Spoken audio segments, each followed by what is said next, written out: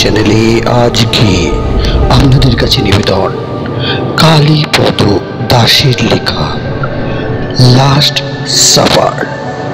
শুরু হচ্ছে আজকের গল্প কালীপদ দাসের লাস্ট সাফার। মা বোধ হয় আজও এলো না। মুন্নির গলায় হতাশার সুর স্পষ্ট।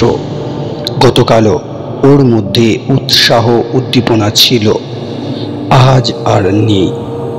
মুখটাও ওর কেমন যেন শুকিয়ে গেছে। ডলির আশা কথা ছিল গত পরশু। সাধারণত বাপের বাড়ি গেলে ও ফিরতে দেরি করে না, বিশেষ করে স্বামী একা থাকলে। কারণ সুব্রত মানুষটা বাড়ির বাইরে যত মাতব্বর, বাড়িতে ঠিক ততটাই আনাড়ি। দুবেলা দুটো সেদ্ধ ভাত ফুটিয়েও খেতে পারে না। দলের তাই ওকে ফেলে কোথাও শান্তিতে থাকার জো নেই।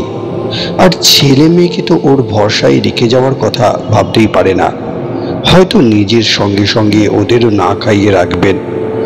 এবার ওদের সকলেরই জিয়াগঞ্জ যাওয়ার কথা ছিল। দিদির ছেলের পৈতে না গেলে ভীষণ খারাপ দেখাবে।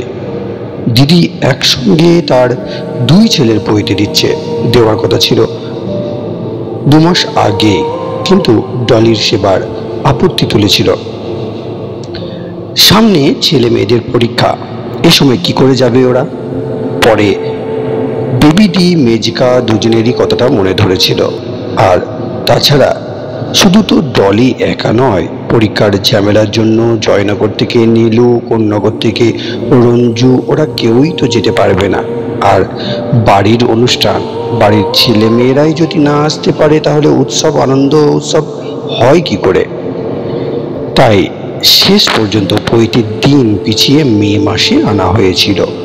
সুব্রত তাতে খুশি হয়েছিলেন, বলেছিলেন অনেক দিন পর বেশ জমিয়ে হইচই করা যাবে।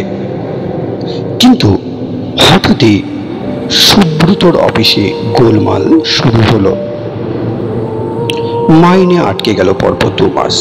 একটা মাস কোনো রকমে টেনে টুনে পার করলেও পরের মাসটা সুব্রত খুবই ঠেকে গেলেন। এই অবস্থায় সবাই মিলে পৈতেতে যাওয়া প্রায় অসম্ভব। ডলি প্রথমে শুনে বলেছিল যে মানুষটা প্রায় কারো বাড়ি যেতে চান না, সেই জামাইবাবু নিজে এসে বলে গেছেন এখন না গেলে বিশ্রী দেখাবে না।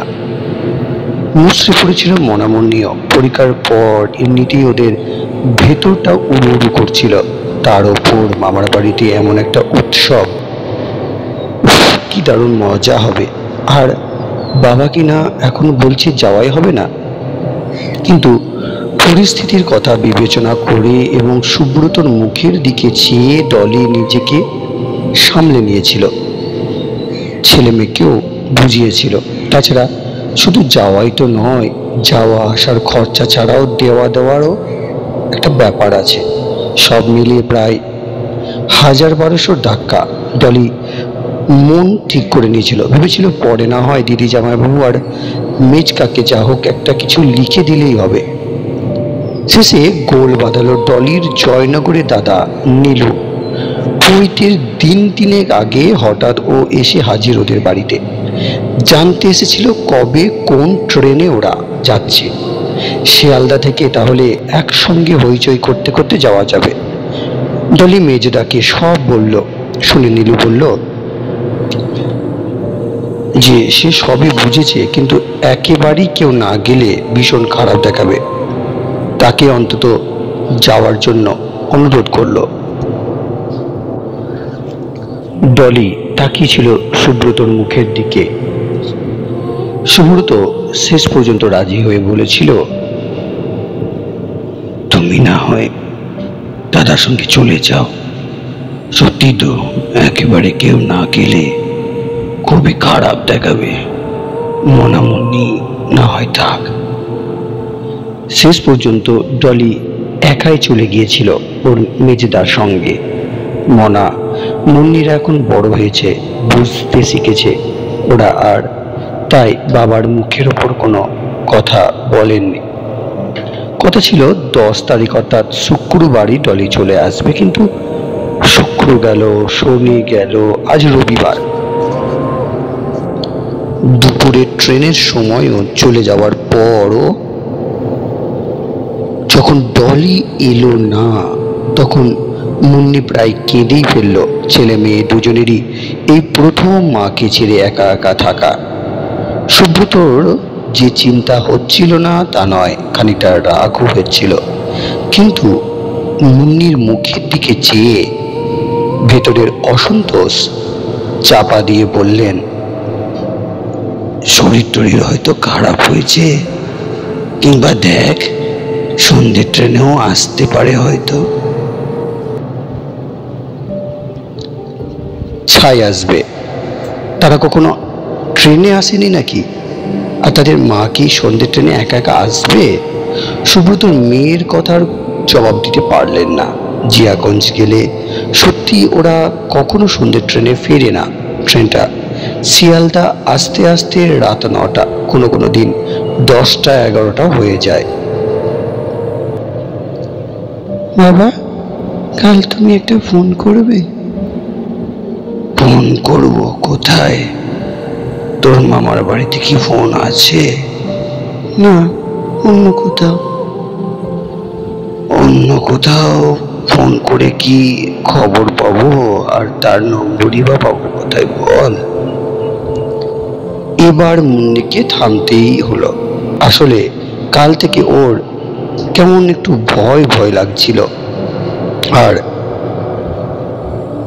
ভয় ভয় লাগলে মুন্নির যত সব খারাপ খারাপ কথা মনে আসে।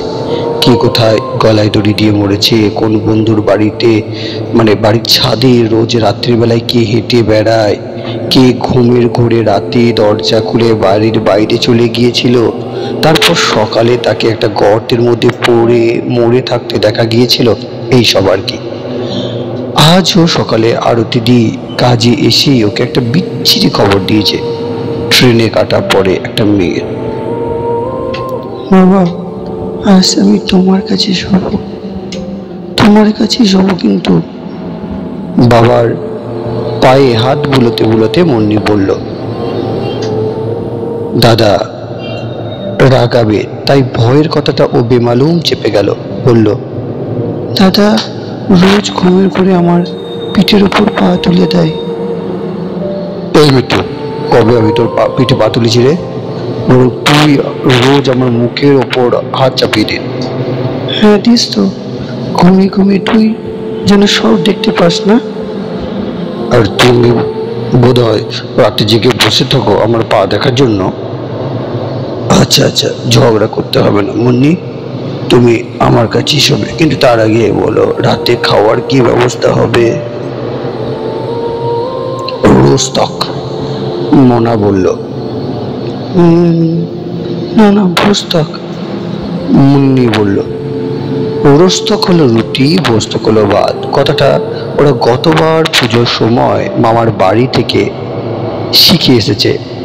কথাটা বেবিদির ছোট ছেলে সোনার আবিষ্কার। শেষ হলো আজকের প্রথম পর্ব গল্পের লাস্ট সাপার। গল্পটি কেমন লাগলো অতি অবশ্যই কমেন্ট করে জানাবেন, শেয়ার করবেন সবার সাথে। গল্পের চ্যানেলটিকে গ্রো করার জন্য অতি অবশ্যই আপনাদের সহযোগিতা অতি অবশ্যই দরকার। আমাদের পূর্বের গল্পগুলি দেখবেন এবং আমাদের এখানকার নতুন গল্পও আরও ভালোভাবে দেওয়ার জন্য আমরা চেষ্টা করছি। আপনাদের যদি বেশি বেশি শেয়ার পাই, তাহলে গল্পগুলিকে আমরা আরও রোমাঞ্চকর এবং আরও উৎসাহপূর্ণ করে তোলার জন্য নিজেদেরকে আরও তাগিদ করে তুলতে পারব। ধন্যবাদ।